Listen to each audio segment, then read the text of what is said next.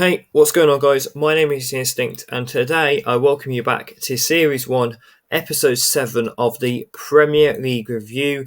This is a podcast style series where I'll be looking at the past game week whilst also looking forward and giving my predictions for the upcoming game week. As we are getting near to the end of the season, there is a lot more crunch games in the Premier League for both halves of the table, which I'll get into in just a second. So, without all further ado, thank you very much, everybody, for the feedback, the views and the likes and the comments from the previous Premier League review. Welcome to any new subscribers as well. If you are new around here and are just clicking on this for the very first time, please do click the red button below to subscribe. We do this weekly, usually every Tuesday. Obviously, last week I did struggle because of home renovations going on. So we are now back to every Tuesday. But let's get the talking out of the way and let's begin with the football. So we will begin with the game at Elland Road, which finished Leeds United 2, Newcastle United 2, the first point gained for Sam Allardyce in his reign at Leeds. A quick note on here is to say that Callum Wilson has now got 17 goals this season. This is the most by any Newcastle player in a single season since the one and only Alan Shearer, the Premier League's all-time leading goalscorer, back in 2003-4 season. Bit of a hectic game this, ending 2-2, 4 goals in it. Callum Wilson got 2 goals from the penalty spot. Patrick Bamford also missed an opportunity from the penalty spot. Also, right towards the end of the game, Junior Firpo saw red and ended up getting sent off. In terms of how this looks for the table for both teams, this is a big result for Newcastle because obviously with this loss, that now opens the door to Liverpool and also to any other teams that are around them. So Liverpool and Man United. Obviously Newcastle are due to play Brighton as of recording in 2 days' time. And Liverpool won last night, increasing the pressure on Newcastle, who are now only 1 point ahead of 5th place Liverpool. In terms of Leeds, well, this is a big result, to be fair, even if it is just a point. For Sam Allardyce, it now leaves them in 18th, 1 point behind Everton, with the same amount of games played. So, all still up for grabs at the bottom. Moving into the next game, Aston Villa 2, Tottenham Hotspur 1. A quick mark here for Unai Emery, who obviously didn't have the greatest of times at Arsenal, but he's come back to the Premier League this season. And midway through the season, he's now had 23 games with Aston Villa in the Premier League, with 14 wins, 2 draws, and 2 losses. Sorry, it might be 3 losses. That might be a bit of an error on my thing. But either way, still an unreal record. A lot of wins, which is good for Aston Villa. When he did come in, they was under Steven Gerrard and they were near the bottom and potentially facing relegation. But now, Aston Villa are all the way up into 8th, securing a top half finish regardless of what happens in the final 2 game weeks for this season. Can they get the Conference League place or can they push even further into the Europa League? They're on the same points as Tottenham, 1 point behind Brighton. Who knows what can happen? Can they make Europa League or will they have to settle for the Conference League?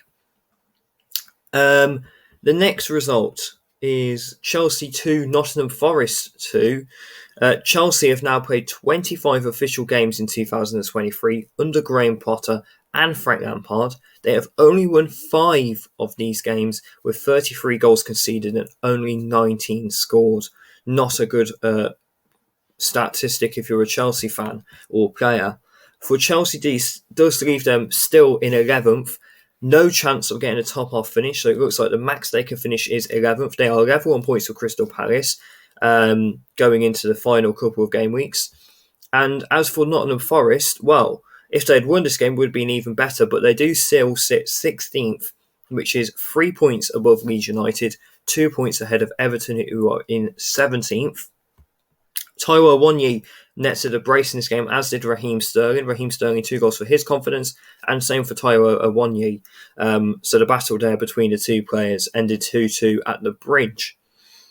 Into the next game, Crystal Palace 2, Bournemouth 0. Michael Olise now becomes the first Crystal Palace player to ever pick up 10 plus assists in a single Premier League season, continuing the good run that Roy Hodgson is on with the Eagles. For Crystal Palace, this is a good confidence booster because, as I've mentioned, they are now level on points with Chelsea. As for Bournemouth, they sit in 14th on 39 points, pretty much guaranteeing survival at this point, as they are now sitting 8 points ahead of Leeds with only 2 games to go. So yeah, they are safe for another season. And again, I'll just like to add, well done to Gary O'Neill. Even though they did lose this game, it's a great job that Gary O'Neill has done with a championship squad, in my opinion. I did, and like many other people, had Bournemouth to go down in 20th. And obviously that hasn't happened. It's been their South Coast rivals, Southampton, who've gone down in 20th. But I'll get into that in just a little while. So great job for Bournemouth.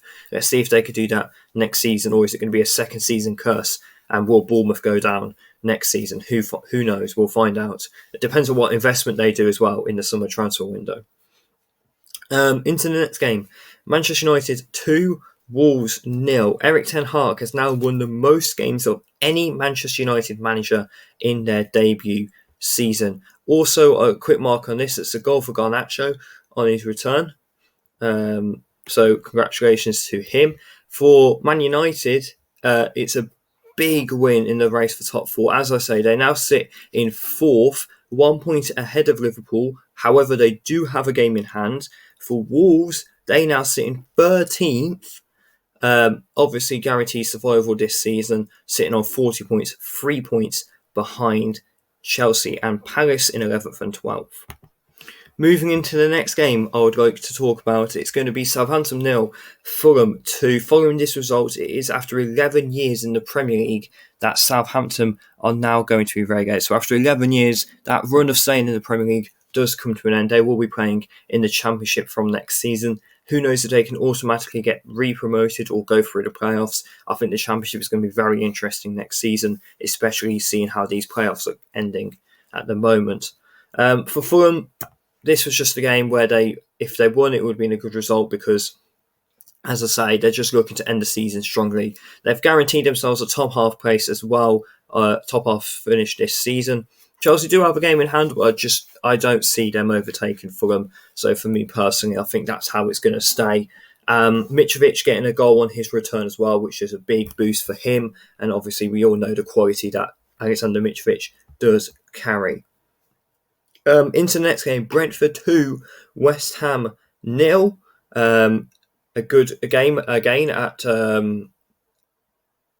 the G-Tech Community Stadium. Just getting my notes at then, sorry about that. There was without Ivan Toney, but goals from Brian Abuelo and Yaman Visa still got the Bees the win, which again guarantees their top half status for this season. For West Ham, it is their 4th loss in their last 5 games. However, they do still sit comfortable in the Premier League in 15th place, obviously way clear of the relegation zone and in no danger of going down.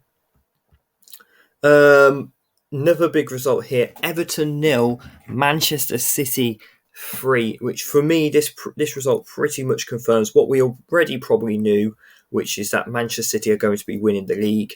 For Everton, this is a big, big loss. Obviously, they need to rely on teams around them and obviously themselves to get the wins. But as I say, they now sit only 1 point ahead of Leeds and are firmly stuck in that relegation battle. That's their 4th.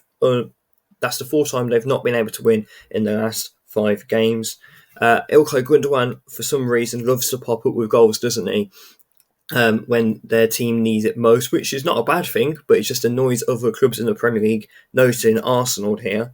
But that result does put Manchester City 4 points clear at the top of the league, and they still have a game in hand. So yeah, for me, it's pretty much certain that Manchester City will be winning the Premier League once again this season. So no shock there, really. So yeah, that's game, set, match, really, in terms of the Premier League title race.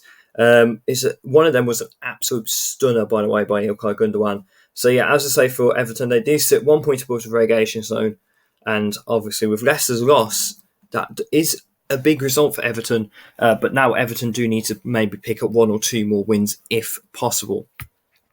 Now, going from one big result, which helped teams at the top of the table, to a big result that didn't help teams at the bottom of the table. Arsenal 0, Brighton 3. Who would have saw this coming? Roberto De Zerbi bouncing back from a 5-1 loss at Everton last weekend to now beating second place Arsenal, who obviously I do still think they've had a great season, but I do think this is a missed opportunity. Obviously, they're the first team to have led by such a points margin to lose the title since December. It's not good for them, but I still do think they've had a great season, and with the right players and the right investments, I can see Arsenal still maintaining a title challenge next season. I don't think this is going to be one season wonder for them. But moving into that game,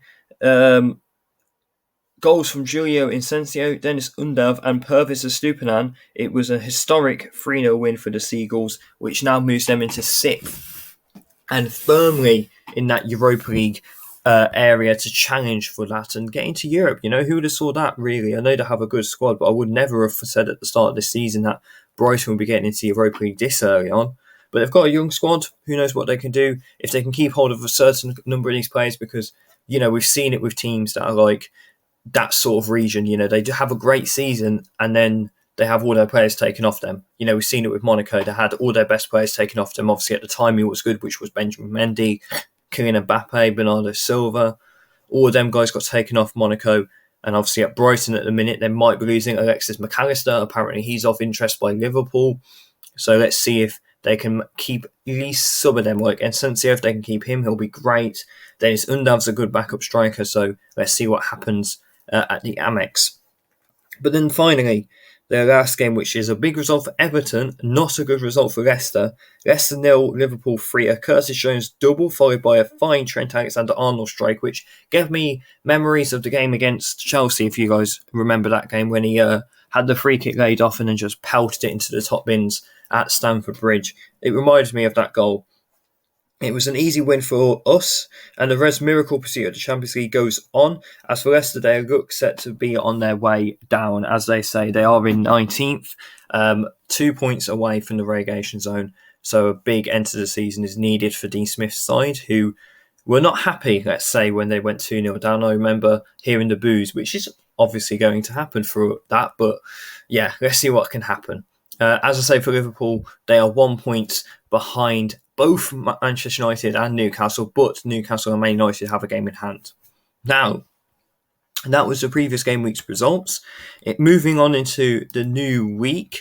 So we have match day 25, which this is the game in hand for Newcastle. Newcastle versus Brighton. I'm not going to cover this really because it's only one game, so I'll cover it in next week's podcast episode.